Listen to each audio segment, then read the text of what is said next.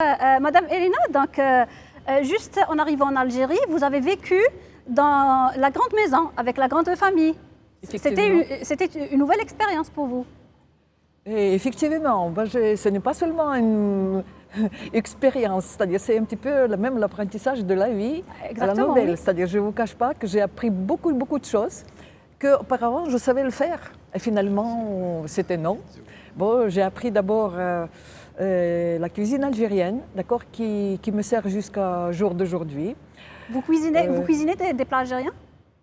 Oui, pratiquement tous les plats algériens qu'on prépare dans une famille traditionnelle, hein, c'est-à-dire en commençant par ksra, par matelot, terminant par chorba, par plein d'autres plats, surtout d'accord, les plats qu'on prépare pendant le ramadan, pendant les différentes festivités, à l'occasion des naissances des enfants, à l'occasion des mariages, parce que je suis venue très jeune et donc je suis passée un petit peu par tous les événements heureux, d'accord, tels que je dis les naissances, les mariages, comme les événements tristes, quand on a accompagné pour la dernière route d'encore certains membres de la famille. Voilà.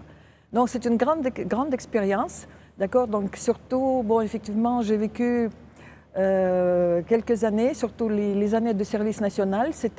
Pourtant nous avons eu, disons, l'appartement, mais je préférais de rester avec eux pour les raisons que je viens de citer, c'est-à-dire que toute seule, certainement, j'en ai appris des choses, mais ça a pris peut-être la route plus lourde, peut-être plus épineuse.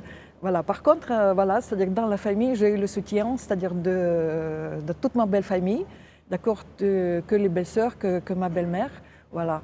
Et voilà, je considère que j'ai une grande chance, que voilà, 45 ans que je suis ici, c'est grâce à la soutien, c'est-à-dire en premier lieu de mon mari, et c'est-à-dire c'est de toute ma belle famille.